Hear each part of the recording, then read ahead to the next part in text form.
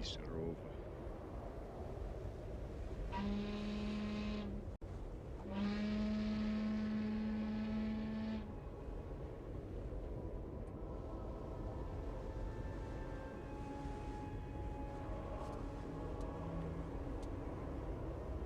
Parad, Captain. Para. New para.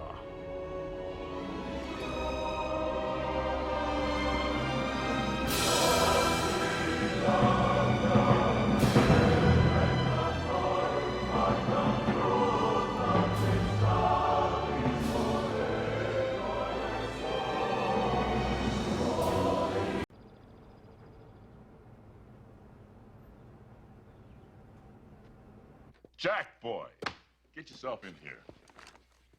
Jesus, you look like hell. Thank you very much, Abner. Want coffee? I think I need some coffee. I'm not going to ask you how your flight went. For a rescue team, yes. There's something else strange. They're banging away with their active sonar as if they're looking for something, but nobody's listening. What do you mean? Well, they're moving at close to 30 knots. At that speed, they could run over my daughter's stereo and not hear it. They're not trying to find Ramius. They're trying to drive him. Drive him where?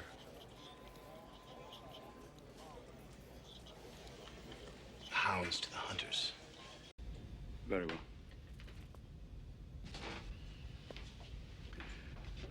I present you the ballistic missile submarine Red October.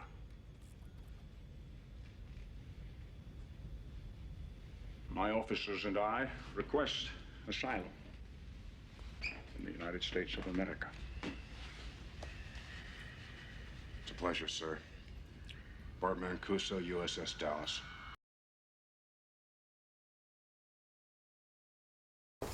안녕하세요. 현대교회 사상사 이제 마지막 시간입니다. 그동안 부족한 강의를 관심을 가져주시고 잘 봐주셔서 우리 성도들께 감사드립니다.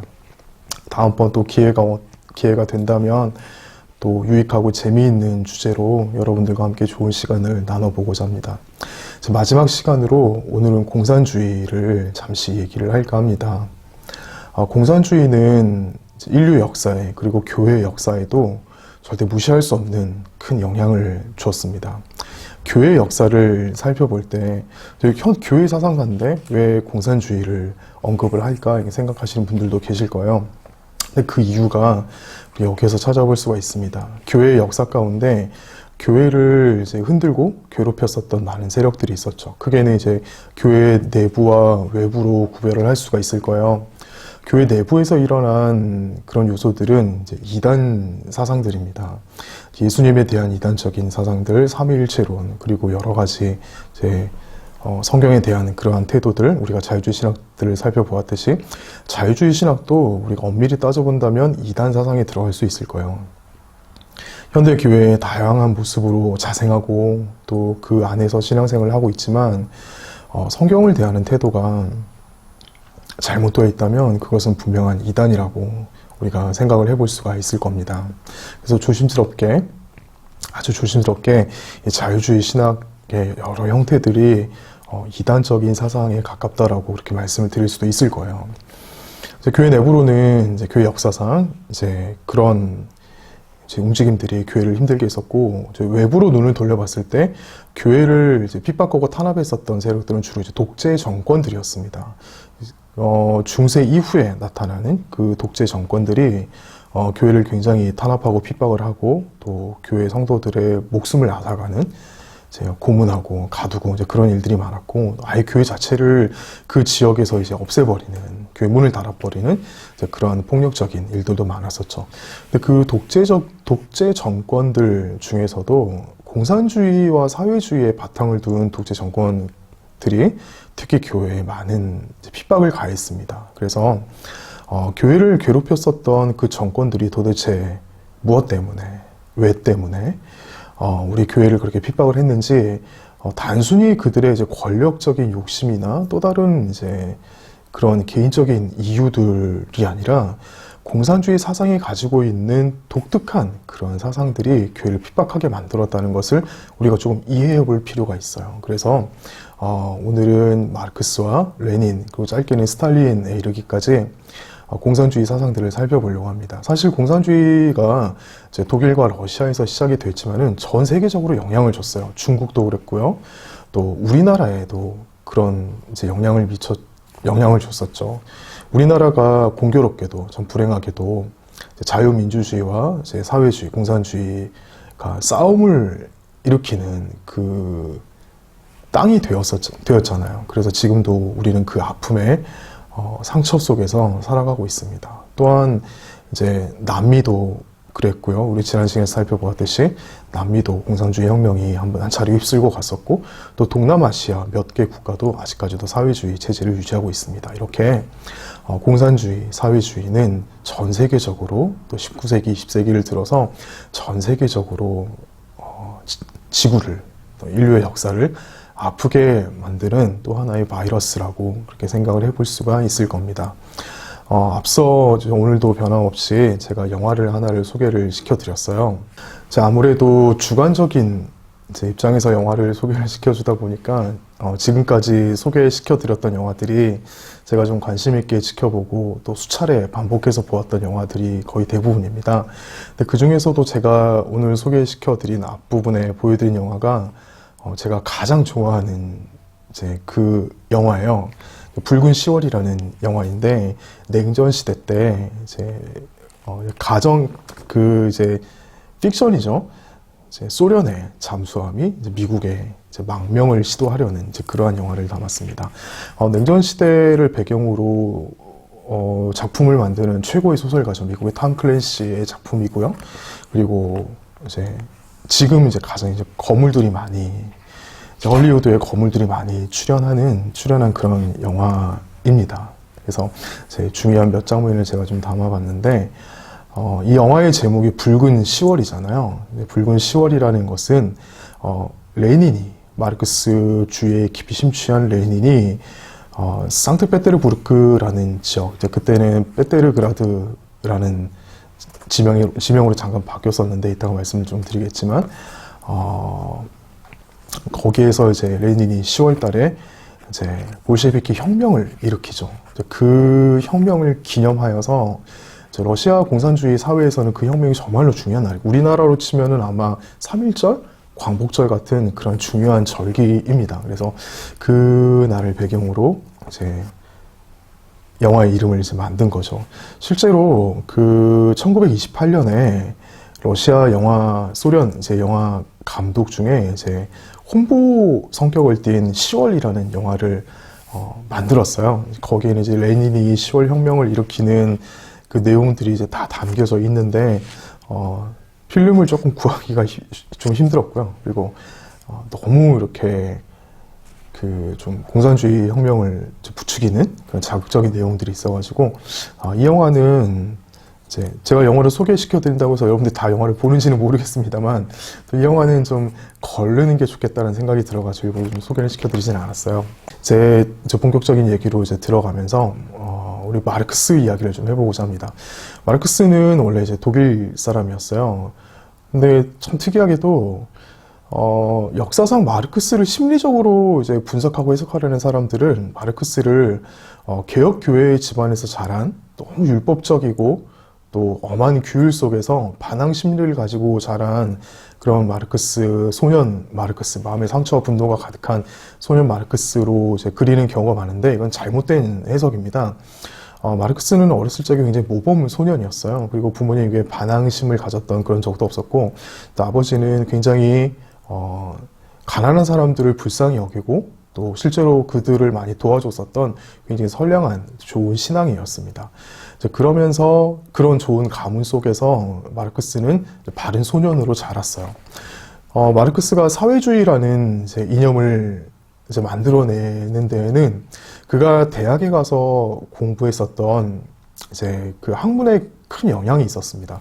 원래 마르크스는 아버지의 이제 영향으로 법학을 공부를 했어요. 이제 독일의 본 대학에서 이제 학문을 시작을 했는데, 법학을 공부를 하다가 이제 흥미를 못 찾겠는 거, 쉽게 말해서 자기 적성에 안 맞는 거죠. 공부를 하다가 이제 전과를 합니다. 전공을 한번 바꾸죠. 이제 철학으로 이제 그 전공을 바꿉니다.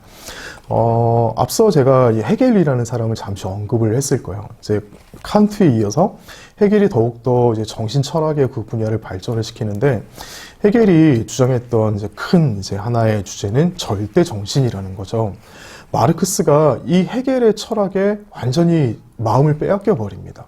정말로 큰 흥미를 느끼게 되죠. 헤겔의 그 주장은 인류 가운데 눈에 보이지 않는 절대적인 정신이 있다는 거죠. 그 절대적인 정신이 인류의 역사와 또 문명의 역사를 만들어가면서, 그 문명을 만들어가면서 역사라는 그 배경과 바탕 속에서 자신의 그 발전되어져 가는 과정들을 나타내 보여준다. 그래서 인류는 눈에 보이는 그 현상 세계가 아니라 그 속에 이면에 숨어있는 인류의 절대 정신, 문명을 일으키는 힘과 역사를 만들어가는 힘이 바로 거기에 있다. 그래서 이제 눈에 보이지 않는 이제 그 무형론적인 형이상학적인 세계를 더욱더 이제 절대화시키는 그런 철학을 이제 주장을 했었잖아요.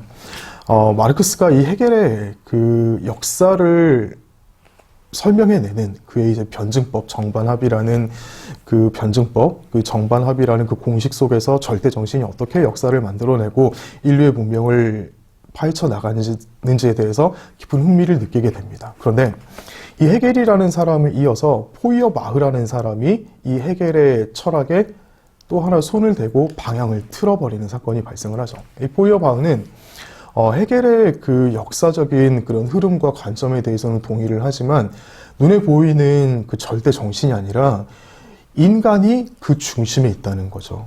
우리 인간이 역사를 만들어가는 주체이고, 인간의 정신이 아니라 인간의 마음속에 담겨있는 더 잘 먹고, 쉽게 말하면 더 잘 먹고 더 좋은 환경 속에서 살아가자 하는 물리적인 욕구가 인류의 역사를 창출해낸다. 그래서 눈에 보이지 않는 절대 정신이 아니라 눈에 보이는 물질의 세계가, 인간을 중심으로 하는 그 물질의 세계가 역사를 만들어 나간다라고 그렇게 주장을 합니다. 그래서 형이상학적인 개념이 그 인류의 역사를 만들어가는 형이상학적인 그 절대 정신이 이제 헤겔의 주장이었다면은, 포이어바흐의 주장은 형이하학적인 개념이죠. 눈에 보이는 물질의 세계가 인간의 역사를 만들어간다. 마르크스가 처음에는 헤겔의 주장에 동의를 했다가 후에는 포이어바흐의 그 주장을 보면서 깊은 이제 통찰을 얻게 됩니다. 거기에서 자신의 사상을 만들어내는 영감을 얻게 되죠. 이 포이어바흐라는 사람이 신앙인이 아님에도 불구하고 이런 책을 발간을 해냅니다. 그리스도교의 본질, 기독교의 본질, 이런 책을 발간을 하게 돼요. 사실 우리가 서점에 가거나 이제 다른 이제 그 강의를 들을 때 왜 이제 실명은 언급을 못하지만 목소리 이상한 그 스님 같은 분이 막 요한복음 강의하고 막 그러잖아요. 말도 안 되는 이제 인본주의적인 철학으로 성경을 해석을 합니다. 그런데 성경은 성경으로 해석을 하고 성경을 기초한 신학으로 해석이 되는 것이 성경이지, 다른 인간적인 논리나 인간적인 학문의 기초로 그런 공식으로 절대로 성경이 해석이 되지 않아요. 성경은 성경 자신이 그 정경임을 그 안에서 스스로 자증하고 있고, 성경을 성경으로 해석하는 것이지 성경을 어떤 이제 이성의 논리라든지 인간적인 지식과 어떤 그런 철학으로 절대로 해석이 되는 책이 아닙니다. 하나님께서 주신 계시의 말씀은 인간의 것으로 절대로 해석이 될 수가 없어요. 전혀 엉뚱한 결론으로 날 수밖에 없고, 잘못된 그러한 이제 사상들을 도출해낼 수 있는 낼 뿐입니다. 근데 포이어바흐라는 사람이 그 오류를 범한 거죠. 자기가 생각하고 있는 이제 그런 세계관으로 성경을, 이제 기독교의 신앙을 이제 파헤친 겁니다. 그래서 자기가 그 연구를 해보니까 자기 눈에는 신적인 존재는 존재하지 않는다. 인간 속에 내재되어 있는 그 슈라이 에르마허가 얘기했던 것처럼 종교적인 마음, 그런 이제 인간으로서 좀 더 풍족하게 살고 싶은 그런 욕구가 신이라는 존재를 창조해내서 나타나는 현상일 뿐이지 실제로 신은 존재하지 않는다는 거죠. 나중에 이제 프리드리히 니체가 얘기했던 것처럼, 니체도 이제 포이어바흐의 그 책에 자신의 신학적인 기초를 두고 있죠. 그 역사적인 관점을 바라보는 시선이라든가 또 종교적인 현상들을 바라보는 그런 시선이 이 포이어바흐라는 사람에게 기초하고 있는 것이죠. 그래서 종교라는 것도 결국에는 인간이 만들어낸 것이다. 인간의 그 욕망의 체계가 또 물리적으로 잘 살고 싶은, 풍족하게 살아보고 싶은 그러한 욕망이 이제 투영이 되어서 신적인 존재를 만들어내고 종교의 체계를 만들어냈다. 네, 그렇게 주장을 했습니다. 그 책이 이제 포이어바흐가 출판한 그리스도교의 본질이라는 책이에요. 마르크스가 이 책을 보고 이제 신앙이라는 세계에 대해서 나름대로 자기 체계를 가지게 됩니다. 근데 잘못된 체계죠. 제가 오늘 왜 이 공산주의 사상을 얘기를 하냐면 20세기와 21세기를 들어서 제가 21세기라고 말씀을 드리는 이유를 여러분들이 좀 잘 캐치를 하시길 바랍니다. 이제 직접적으로 언급을 할 수 없기 때문에 한 10년 정도 지난 다음에 이제 우리나라 땅에서 지금 일어나는 이제 교회와 또 사회에 대한 갈등이 좀 설명이 될 수 있을 것 같아요. 지금 당장은 직접적으로 좀 말씀을 드리기가 조금 그래서 일단 21세기라는 말을 조금 유념해서 들어주시길 바랍니다. 20세기와 21세기에 교회가 당면한 큰 이제 위기는 바로 사회입니다. 그리고 불신의 세계, 특히 이제 교회를 부정하고 교회를 핍박하는 그러한 정권을 맞이한 것이 교회의 위기라고 우리가 좀 역사적으로 좀 판단을 해볼 수가 있을 겁니다. 공산주의자들이 이제 종교의 세계, 특히 그 당시에 공산주의가 막 일어나는 그런 시대적인 배경, 독일과 그 러시아는 사실 교회 말고, 지난주에 말씀드렸듯이 교회 말고는 다른 신앙이 없었어요. 만약에 그 안에 뭐 무슬림들이라든지 또 다른 이제 종교적인 그런 것들이 있었다면은 같이 이렇게 얘기를 했을 건데, 지금 이제 중국이라든지 또 북한과 같은 그러한 이제 집단들이 그 나라가 처음에 이제 정권이 만들어지면서 수많은 교회를 핍박을 하고 성도들을 죽이고 교회 지도자들을 투옥을 하고 고문하고 막 사형시키지 않았습니까? 그 사상적인 배경이 그냥 단순히 교회를 감정적으로 싫어하거나 아니면은 이제 그들의 정권 유지에 방해가 된다라고 판단을 해서 그랬던 것이 아니라 애초부터 공산주의는 교회를 탄압을 했습니다. 교회는 공산주의의 적이다. 그럴 만도한 게 눈에 보이는 세계만을 인정을 하고 그 눈에 보이는 세계에서 일어나는 그 욕망의 표출을 폭력적인 혁명을 일으켜서 사회를 전복시키는 게 그들의 이제 태제였거든요. 태제라는 것은 강령이라는 뜻입니다. 그들의 태제였기 때문에 눈에 보이지 않는 세계를 추구하는 교회라는 그러한 집단과 공산주의가 공존을 할 수가 없는 거예요. 자신의 그 사회주의적인 사상과 배경들을 모든 계층의 또 모든 이제 영역 속에 관철을 시키기 위해서는 자신들과 세계를 다르게 바라보는 집단이 존재해서는 안 되는 겁니다. 그래서 교회를 핍박을 하고 성도들을 핍박을 하고 사람들 죽이고 고문하고 개종을 시키고 예수 그리스도를 부인하게 만드는 그러한 일을 하는 것이 그들의 사상 때문이에요. 그래서 오늘 제가 이 공산주의를 말씀드리는 이유가 공산주의는 교회가 세워지고 교회를 통해서 하나님의 나라가 이 땅 가운데 만들어지는 그 일을 적극적으로 정치적인 그리고 물리적이고 군사적인 힘으로 방해하는, 노골적으로 그 시커먼 얼굴을 드러내서 교회를 폭력적으로 핍박하는 그러한 이단적인 사상이다라는 것을 우리가 좀 잘 명심했으면 좋겠습니다. 사실 지금 대한민국 사회에서 이제 옛날에 저희 시대 때는 그랬어요. 여러분들 듣고 웃으실지 모르겠지만 제가 유치원 졸업식 때 이제 무슨 이제 문화 공연 같은 걸 하잖아요. 학예회라는 이름도 옛날 사람들이 쓰는 건지 모르겠는데, 그때가 이제 80년대 중반이었어요. 제가 유치원 졸업을 할 때. 제가 선명하게 기억이 나요. 무슨 공연을 했는지 아십니까? 요즘 이런 공연하면은 아마 유치원 원장님 잡혀갈걸요. 북한군과 남한군이 싸우는 그 장면을 군가를 틀어놓고 유치원생들이 그 공연을 했어요. 다행히 이제 저희 쪽 편이 남한군 그거 해가지고 되게 심리적으로 안정을 가졌는데, 그랬었던 때가 있었다니까요. 그리고 요즘 아마 초등학생들은 이 얘기 전혀 생소할걸요? 나는 공산당이 싫어요 라고 외쳤던 이승복 어린이인가? 예. 공산주의를 공식적으로 입에 담을 수 없는 사회가 점점 다가옵니다. 또 이제 사회주의에 깊이 물든 이제 그러한 사람들이 여러 영향력을 끼치는 곳에 이제 많이 있죠. 그래서 이제 오른쪽이다 왼쪽이다 뭐 이렇게 돌려서 말하는 것도 요즘에는 쉽지가 않아요. 그러나 우리 사회 분위기가 그렇다 할지라도 교회 역사를 살펴볼 때 공산주의가 사회주의가 우리 교회와 신앙에 미치는 그 어마어마한 폭력성과 적대적인 그 적대감은 우리가 절대로 넘겨짚어서는 안 됩니다. 뭐 사회는 더 그럴지 몰라도 우리 교회는 우리는 공산주의가 싫습니다. 우리는 공산주의에 반대합니다. 뭐 사회주의로 변화되는 것을 우리는 절대 용납할 수 없습니다라는 그러한 이제 우리 영적인 정체성, 뭐 이걸 가지고 시위를 하자 그런 것이 아니라 우리는 그것을 절대 우리와 그 공산주의와 사회주의는 공존할 수 없다라는 그 우리의 정체성은 분명히 가져야 할 걸로 생각을 합니다. 그래서 제가 오늘 이 시간에 이제 공산주의에 대해서 이제 얘기를 하고 있는 거죠. 이제 그렇게 이제 마르크스가 대학을 다니면서 그 당시에 이제 석사 공부를 할 때 이제 이 마르크스가 베를린 대학에 다니고 있었어요.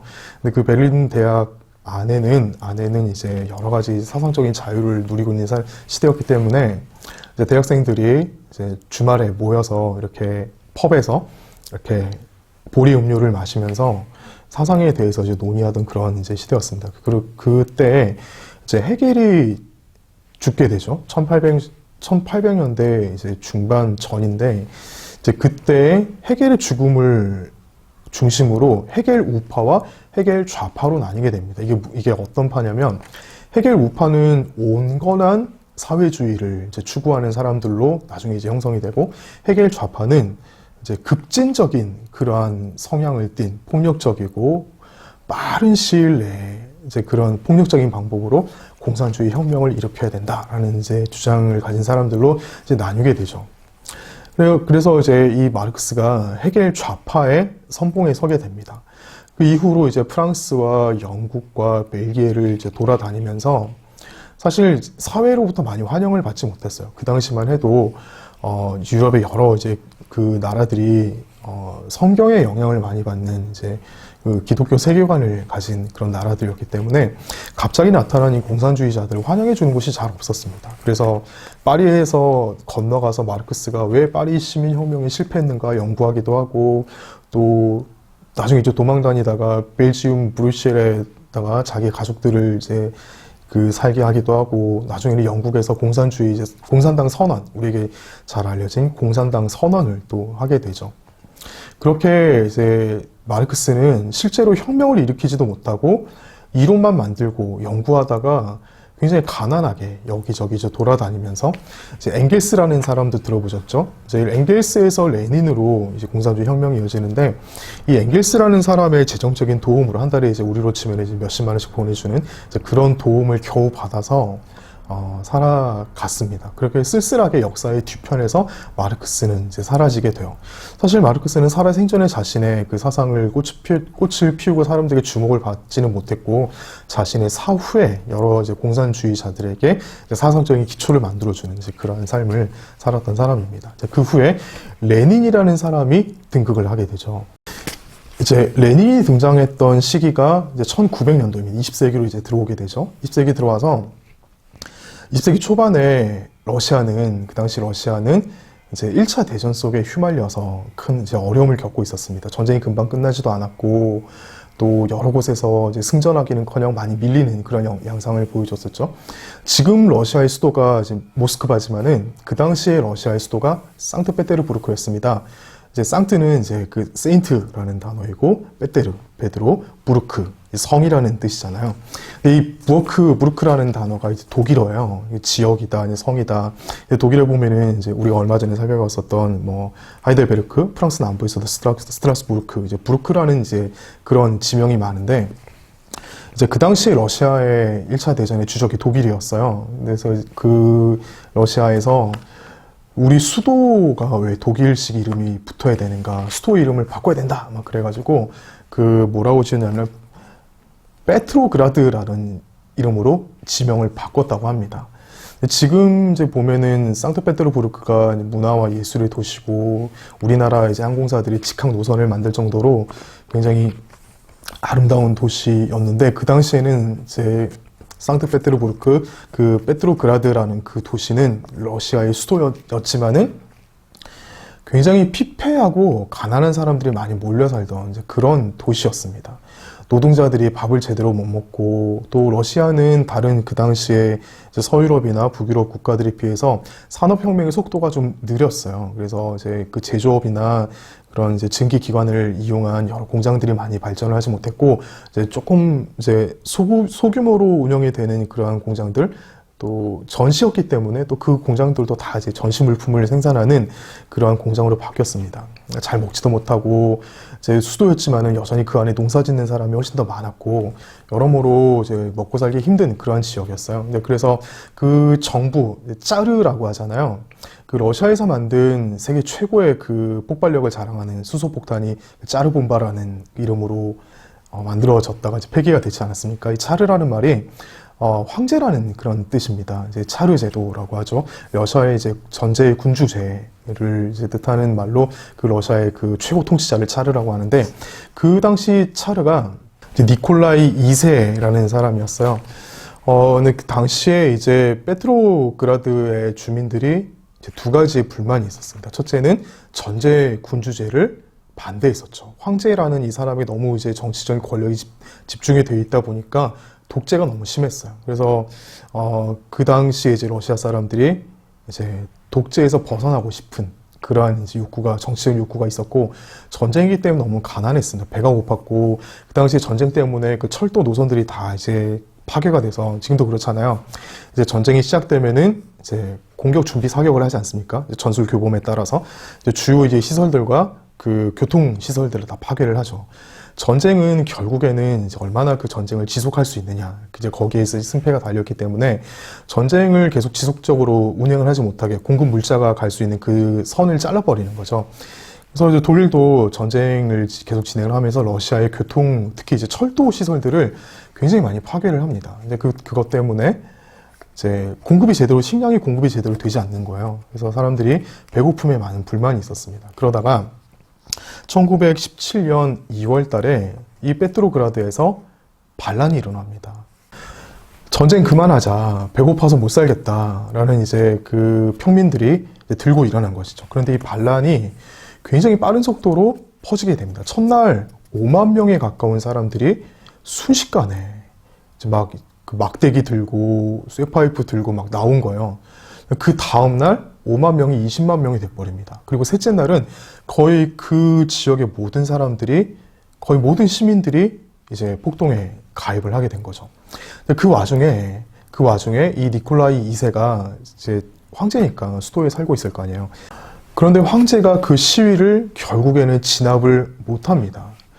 그래서 황제는 이제 강제로 끌려 나와서 이제 황제의 자리에서 쫓겨나게 되고, 그 다음해인 1918년도에 이 사람이 쫓겨나서 시베리아로 유배를 가게 됩니다. 1년 뒤인 1918년도에 이 사람이 거기에서 이제 처형을 당합니다. 이제 황제라는 자리가 없어지고 그 수도가 시민들의 손에 넘어가게 된 거죠. 여기까지는 어떻게 보면은 프랑스 시민혁명과 굉장히 비슷한 그런 분위기로 이끌어져 갑니다. 근데 그때 이 러시아 수도에서 어떤 일이 일어나냐면 집단 지도 체제가 만들어집니다. 그런데 그 당시에 이제 페트로그라드 안에는 아무 생각 없는 시민들만 그렇게 있었던 것이 아니라 공산주의 사상으로 무장된 사람들이 혁명을 사실은 준비를 하고 있던 그런 시기였습니다. 그래서 혁명이 일어나자마자 잽싸게 집단 지도 체제를 만들게 되죠. 우리가 익히 들어서 알고 있는 소비에트 집단과 두마 집단이 만들어집니다. 여러분 이런 말 많이 들어보셨죠? 부르주아냐 프롤레타리아냐. 여기에 이제 이때 이 용어가 등장을 하는데, 집단 지도 체제가 크게는 이제 두 집단이 만들어집니다. 하나는 두마, 그리고 소비에트. 그 소비에트 안에 우리가 잘 알고 있는 볼셰비키라는 집단이 만들어지고 멘셰비키라는 집단이 만들어집니다. 이게 무슨 말이냐면은, 볼셰비키라는 말은 거의 대다수라는 말이고 멘셰비키는 이제 소수라는 그런 뜻입니다. 주로 이제 소비에트 그 당 안에는 이제 볼셰비키와 멘셰비키들이 있었는데, 이 사람들은 거의가 다 프롤레타리아 그룹이었어요. 마르크스의 주장에 따르면은 무산자들이죠. 가진 자가 아니라 못 가진 자. 마르크스가 이제 계급 투쟁을 주장을 했거든요. 거기에는 이제 고대에서부터 역사적으로 이제 시기를 살펴볼 때 부족 시대와 고대 노예 시대, 그리고 중세 자본주의, 그리고 미래에는 사회주의 시대가 올 것이다. 그래서 이 모든 시대 가운데 유산자와 무산자, 재산을 가진 사람과 재산을 가지지 못한 사람들.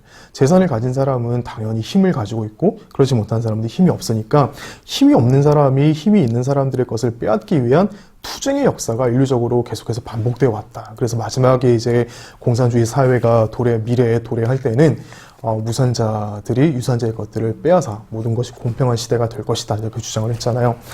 실제로 그 러시아의 수도의 혁명이 일어났을 때 두마와 소비에트라는 당이 나뉘어지면서 두마는 이제 부르주아 계층들이 만든 그러한 정치적인 집단이 형성이 되고, 그렇지 못한 이제 소비에트 집단이 만들어지게 되었습니다. 이 혁명이 일어났을 때 레닌이 급히 러시아 안으로 들어오게 됩니다.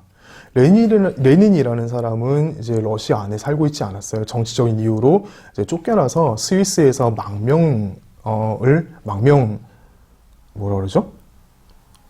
정치적인 망명을 이제 해서 거기에서 살고 있었던 사람이었습니다. 근데 재미있게도 독일군의 도움으로 러시아 지역에 들어올 수가 있었어요. 러시아로부터 쫓겨난 사람이었기 때문에, 또 그 당시에 이 사람이 스위스에 살고 있었잖아요. 남부 전쟁 그 전투 축선이었습니다. 검문 검색이 심해서 사실 이 레닌이라는 사람이 러시아로 들어오기가 쉽지 않았어요. 근데 독일이 레닌이 잘 편안하게 갈 수 있도록 특별 기차까지 마련을 하면서 독일 입장으로서는 적군의 지역에 이 레닌을 침투시킨 거죠. 어떤 노림수가 있었냐면은, 레닌이라는 사람이 들어가면 분명히 이 러시아 안에서 공산주의 혁명을 일으킬 거다. 그러면 그 내부의 갈등이 일어나고 내부의 정치적인 시스템이 혼란을 겪게 될 게 뻔하기 때문에, 그게 우리 독일군의 전쟁에 큰 도움이 될 거다. 전쟁에 집중 못하고 갑자기 막 안에서 싸움이 나니까 그 눈을 돌려서 안의 싸움을 정리해야 될 거 아니에요. 그렇게 되면은 우리와 싸울 힘이 러시아가 좀 빠질 것이다. 그래서 우리가 그 틈을 노려서 러시아를 치자라는 그런 이제 군사적인 목적을 가지고 레닌을 침투시키는데 도움을 줍니다.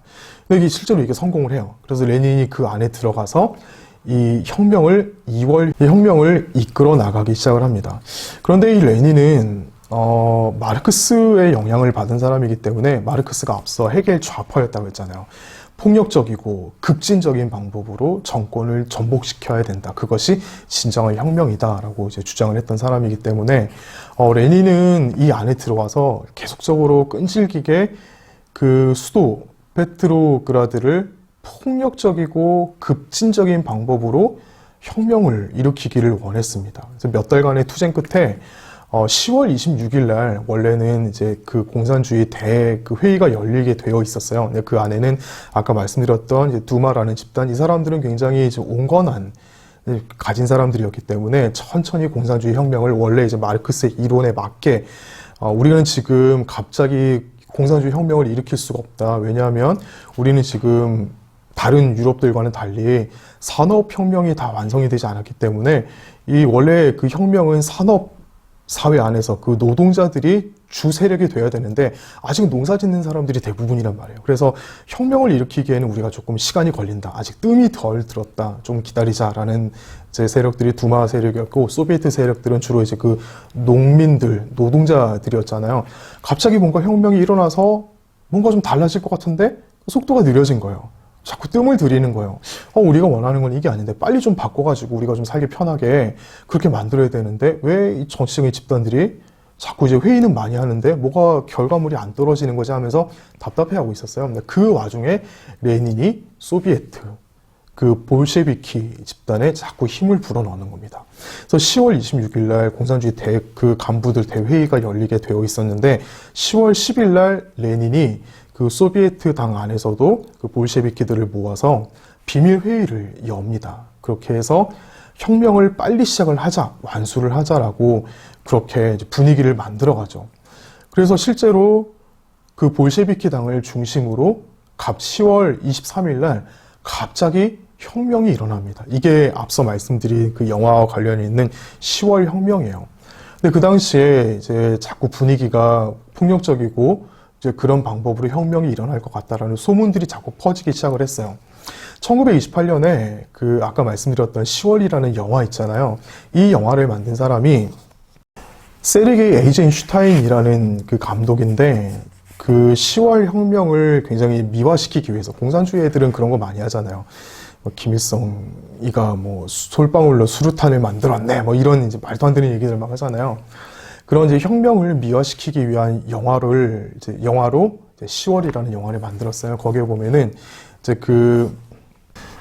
지금도 보면은 그 옛날 그 짜르가 지냈던 이제 그 얼음이 아니라 겨울 궁전이라는 그 궁전이 지금도 남아있는데, 레닌이 그날 10월 23일 날 공산주의 혁명을 일으켰을 때, 사람들은 이미 막 폭력적이고 군대가 막 동원이 된다더라 그런 얘기를 듣고 거의 다 이제 집에 들어가서 긴장하면서 숨어 있었어요. 그래서 실제로 혁명이 일어났을 때 별다른 정 없이 그냥 사뿐하게 이제 권력을 장악을 하고 피도 거의 안 흘리고 겨울 궁전에도 그 안에도 여군들 몇 명이서 그냥 권총 몇 개 들고 바들바들 떨면서 그렇게 수비하고 있었거든요.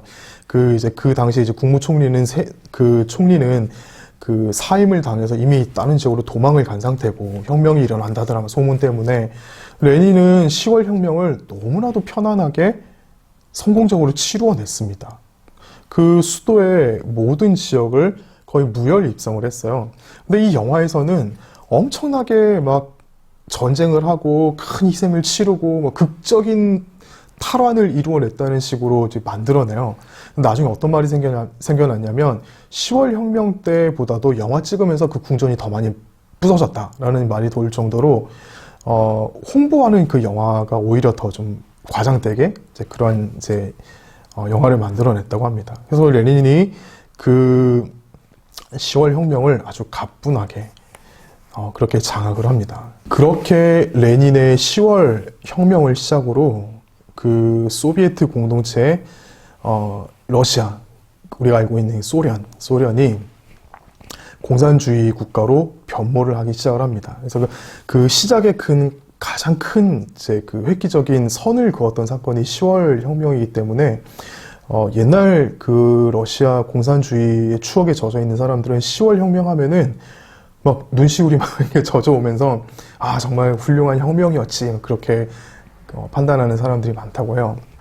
워낙에 러시아라는 지역이 넓고 또 많은 민족들이 모여 사는 나라이기 때문에 레닌의 한 사람의 그 한 사건으로 그 나라가 공산주의화 되지는 않습니다. 그 뒤에 이어서 우리가 이제 너무나도 잘 알고 있는 우리의 그 6.25 전쟁의 원흉인 스탈린이라는 사람이 이제 등극을 하게 되죠. 스탈린은 레닌과는 다르게 굉장히 폭력적이고 독재를 하면서 정권을 장악을 합니다. 실제 스탈린의 그 적들이 굉장히 많았어요. 그 철권 통치라고 하죠. 자기를 반대하는 사람들을 부참히 죽이고 심지어 서로가 서로를 막 고발하게 만들어가지고 고발 안 하면은 내가 오히려 더 죽임을 당하게 되는 부부가 서로를 고발을 하고 가족이 아니면 옆집이 서로를 저 사람이 이상한 사상을 가지고 있다, 저 사람이 스탈린 정치에 반대를 한다라는 그러한 이제 생각을 하게끔 그런 이제 이간질을 하는 방법으로 사람들을 정말 많이 숙청을 합니다. 스탈린이 그러한 방식으로 이제 3번의 시기를 거쳐서 대숙청의 사건을 일으키는데 스탈린에 의해서 희생된 사람이 약 68만 명에서 100만 명에 이른다고 역사가들은 그렇게 평가를 합니다. 스탈린에 대해서는 이제 너무 길게 얘기는 하지 않을게요. 이 사람이 왜 사람들을 그렇게 많이 죽였는가? 실제로 스탈린 정권에 이런 보고서가 많이 올라왔어요.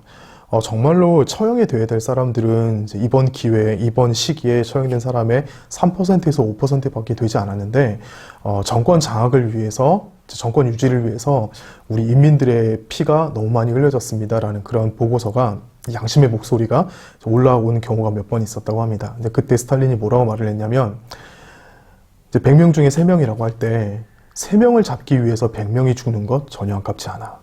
그것보다도 더 중요한 것은 우리나라가 공산주의 혁명을 성공하는 것이야. 이제 그렇게 얘기를 했었죠. 등소평도 마찬가지고요. 김일성, 김정일, 김정은도 마찬가지고, 이제 그 사람들의 목숨을 쉽게 생각하고, 정말 뭐 수십만 명, 중국이 공산주의 혁명을 일으키면서 희생된 사람들도 거의 500만 명에 가깝다고 하지 않습니까? 북한은 말할 것도 없고요. 그 독재자들이 사람들의 목숨을 그렇게 쉽게 파리 목숨 빼앗듯이 그렇게 죽이는 것은 그들의 어떤 이제 독재에 대한 욕심, 욕망, 이제 그것들도 있겠지만 그것보다도 가장 근본이 되는 이유는 공산주의 사상에 있습니다. 공산주의는 철저한 유물론적 역사관을 가진 그러한 사상이에요. 이제 무신론 유물관이라고 하죠. 우리가 이제 사상들을 살펴보면서 이제 다른 이제 뭐 이단적인 사상들이나 이제 앞으로도 현대 이제 철학을 조금 관심을 가지신 분들은 이제 살펴보면 아시겠지만 가장 우리 교회가 신앙인들이 경계해야 될 그러한 이제 철학적인 바탕은 무신론 유물관입니다. 신앙의 세계를 인정하지 않고 그리고 하나님의 그 형상에 따라 만들어진 인간과 하나님의 피조 세계를 그냥 하나의 내 목적을 이루기 위해서 그 정도는 희생돼도 괜찮은 그러한 이제 사상을 가진 그런 철학들을 굉장히 조심해야 되죠. 중국을 조금 좀 비판을 하고자 한다면 중국이 최근 이제 국가적인 모토로 삼고 있는 것이 두 가지입니다. 1대1로와 기술 굴기죠. 1대1로는 그 옛날에 실크로드를 더 확장해서 아프리카와 전 세계를 잇는 하나의 이제 중국의 그 무역이나 이제 정치적인 또 경제적인 끈을 만드는 거죠. 그래서 재정적으로 경제적으로 힘든 나라에게 중국이 처음에는 그냥 무상으로 막 차관을 제공할 것처럼 하면서 나중에는 계약 조건을 막 바꿔버립니다. 뭐 1년 안에 2년 안에 돈 갚아라. 안 그렇지 않으면 너희들 우리가 만들어준 국가 시설들 우리가 다 가져갈 것이다. 아니면 혹은 이제 남미나 아프리카에서 자원 개발을 하면서 하루에도 막 수천 그루 이상씩 이제 만 그루 이상씩 숲이 나무들이 잘려 나갑니다. 그 이면에는 죄다 중국 기업들이 있어요. 돈을 벌기 위해서 자신들의 경제적인 이익을 달성하기 위해서는 자연을 희생하는 것에 대해서는 아무런 이제 불편함을 느끼지 않습니다. 그것이 왜 그러냐면 사람의 목숨을 빼앗고 또 하나님께서 만드신 피조 세계를 파괴하고 또 사람들 간의 그런 이제 대의를 한꺼번에 이제 뒤집어 엎어놓는 그런 반인륜적인 행위를 하는 그 이유가 또 예를 들어 중국 사람들 질서 안 지키는 거 있잖아요. 막 끼어들게 하고 사람들 많은 데서 막 큰 소리로 이야기하고 자기만 편하면 그만인 거예요. 왜 그러냐면 공산주의 혁명 사상이 거기에 깊이 뿌리 박혀 있기 때문입니다. 공산주의 혁명을 이루기 위해서 또 사회주의 국가를 건설하기 위해서 필요한 모든 방법이 동원이 돼도 되는 거예요. 그것이 뭐 윤리적으로 도덕적으로 문제가 있든 없든 그것은 아무런 문제가 되지 않습니다. 내가 목적을 하고 내가 추구하는 바를 이루기 위해서는 어떠한 수단도 동원해도 되는 공산주의만이 가지고 있는 아주 나쁜 그러한 사상이 그 기반에 깔려있기 때문입니다. 사실 공산주의 사상은 우리 교회에도 큰 위협이 되지만 인류에도 큰 위협이 되는 아주 위험한 그러한 이제 잘못된 바이러스라고 저는 그렇게 생각을 합니다.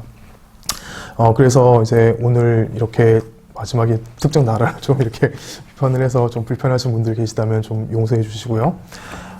그렇지만 공산주의라는 이 사상이 우리 인류 가운데, 우리의 역사 가운데, 교회의 역사 가운데 전쟁을 치르면서 또 중국의 역사를 보면서 중국의 그 교회들이 얼마나 많이 지금도 그렇지 않습니까? 공안들에 의해서 괴롭힘을 당하고 우리나라도 6.25를 거치면서 얼마나 많은 성도들이 우리 손영호 목사님도 포함을 해서요. 얼마나 많은 사람들이 공산당들에게 희생을 당했습니까? 공산당은 반드시 지구에서 뿌리 뽑혀야 될 그러한 암적인 사상들이고 또 하나님의 나라를 적극적으로 대적하는 분명히 심판받아 마땅한 그러한 잘못된 사상이라고 좀 생각을 했으면 좋겠습니다. 이런 걸 좀 말하기 쉽지 않은 시대 속에서 살아가고 있지만, 그러나 우리가 신앙의 관점에서 분명히 볼 때, 우리가 성경적인 관점을 가지고 신앙의 양심으로 우리가 그 사상들을 바라볼 때, 계속해서 우리가 경계해야 될, 절대, 우리 주변에 이제 같이 공존하도록 그렇게 두어서는 안 될 그런 잘못된 사상임을 좀 생각을 하고, 이렇게 강좌를 좀 마무리했으면 좋겠습니다. 언제 또 어떤 주제로 찾아올지는 모르겠지만 이제 곧 이제 되겠죠. 여러분들께 더 재미있고 또 많은 분들이 관심을 가질 수 있는 그런 주제로 찾아오도록 하겠습니다. 그동안 관심 가져주시고 또 많이 봐주셔서 감사합니다.